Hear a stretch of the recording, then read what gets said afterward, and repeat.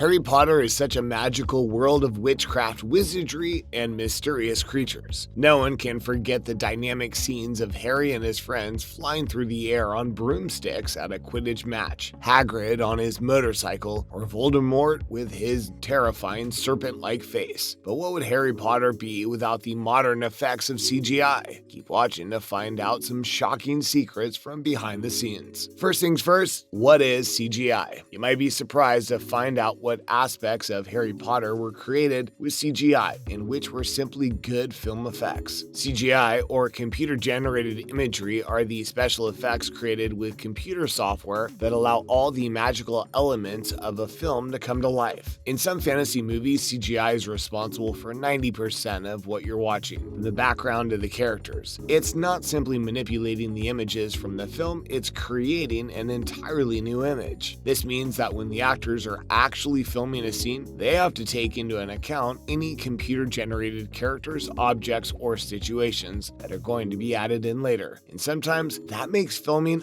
a little crazy. So which parts of Harry Potter were actually CGI? First, Voldemort's nose. Lord Voldemort, Harry Potter's nemesis, is famous for his vicious, snake-like face. To create this serpentine look, filmmakers decided to remove Voldemort's nose entirely, leaving just two nostrils and giving his face a flat, ghoulish appearance. However, it's difficult to remove a nose with the special effects, makeup, and prosthetics normally used on film sets to alter an actor's appearance. So it was decided that Voldemort's nose would be removed with CGI. This means that every time you see Voldemort on screen, the image was created on a computer. The actor playing Voldemort, Ralph Fiennes, needed to have bright neon tracking dots applied to his face in every scene over his other makeup. The tracking dots will allow the computer to track an actor's facial features so that a CGI artist can generate an image that moves with the actor realistically. In addition to the CGI, the actor playing Voldemort also had to wear fake teeth. Do you think it would be hard to get into character as Voldemort knowing that he looked much more human-like while filming those sequences? Imagine the other actors who have to look at Ralph Fiennes and pretend to be scared while he has those neon dots on his face. Next, flying broomsticks. The flying broom sequence in Harry Potter are some of the most exciting to watch, from Quidditch to just flying around the castle. However, the method that was used to create these scenes is a little less magical. To create the look of a broom moving in midair that the actors could physically sit on top of, there were several different processes that the film crew would use. First, the broom needed to be connected to something that could support the weight of the actors. This mechanism needed to be able to move as called for in the scene, but also easy to remove later with editing techniques. Some of the flying brooms sat on top of a rig that looks like the inside of a bucking bronco ride, like you might see at a bar or amusement park. Other rigs appeared as thin metal poles attached at awkward angles to poles or railings to elevate the actors above the ground. Later, CGI would be used to add in a background that made it appear as if the actors on broomsticks were magically flying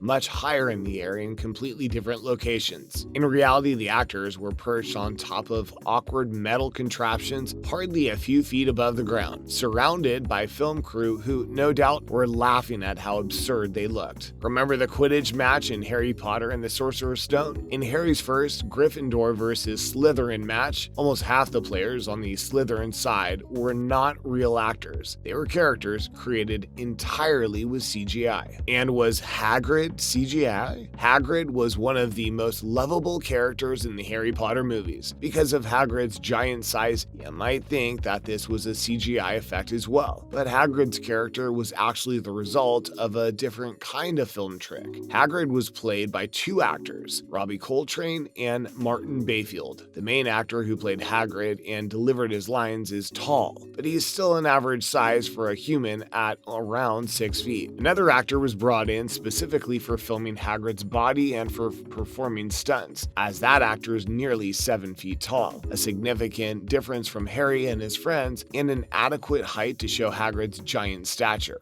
Still, both actors had to wear incredibly bulky costumes while filming to further increase their size in comparison to everyone else on the set. Then there's Dobby. So maybe Hagrid wasn't actually CGI, but do you know which character was almost entirely CGI? Dobby the house elf. Because of Dobby's size and unique body shape, it would be difficult to find an actor to portray him. So how did the actors film with Dobby if he was almost entirely generated by computers? Well, film creators gave Daniel Radcliffe a puppet to hold which would be modified with CGI after filming. No one could doubt Daniel Radcliffe's acting abilities when they saw this puppet. Remember the scene in Harry Potter and the Goblet of Fire? Dobby, as a free elf, is shown at the Quidditch World Cup on top of a galloping llama. How'd they film that? They must have tied the Dobby puppet on top of the llama. Next, what about Buckbeak? Everyone fell in love with Harry Potter's hippogriff Buckbeak, who was introduced in the movie The Prisoner of Azkaban. And don't worry, Buckbeak was real, but he just doesn't look quite how you would expect. Imagine all the times we saw Buckbeak. When we saw him living in Sirius Black's mother's bedroom, when Creature, along with Bellatrix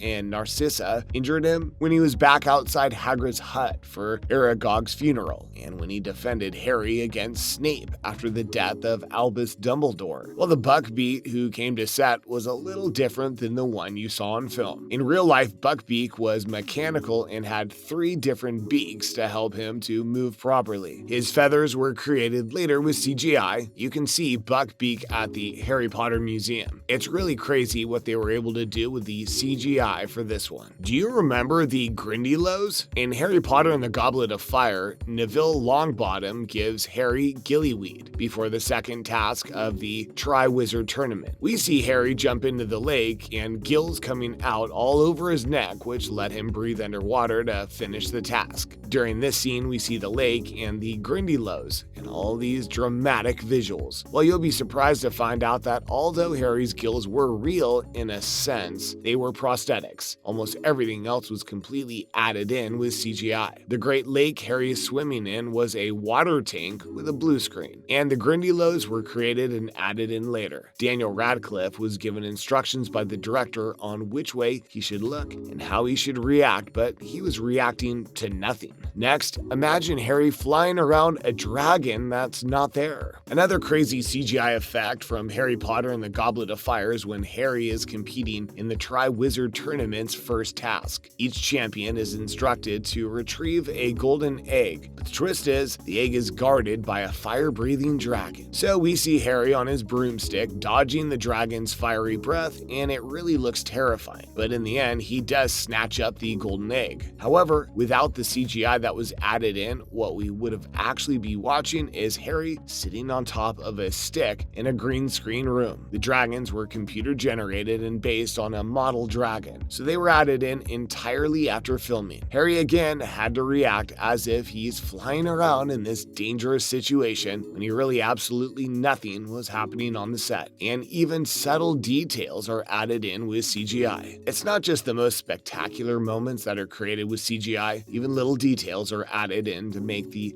fantastical story more real. In Harry Potter and the Sorcerer's Stone, Harry is walking through London with Hagrid, and when they come along the leaky cauldron, the sign is blank until they get just under it, and then it magically reveals itself to them. Or in Harry Potter and the Chamber of Secrets, Harry is pulled into Tom Riddle, Voldemort's diary, and we're shown a flashback of what happened before. Harry's face is made with CGI to look as if it's lit by the candle he was reading the diary with. So there you have it. That's Harry Potter without CGI. Are you thankful for the modern miracle of CGI? Without it, the film would just be a bunch of actors sitting on sticks on top of tree stumps. Awkward. It certainly seems as though it's much more fun to watch Harry Potter with all of these magical, mystical effects added in for us than it was for the actors to make it. How bored do you think they were sitting on those fake broomsticks? Let us know what you thought of the CGI effects in the comments below. Thanks for watching.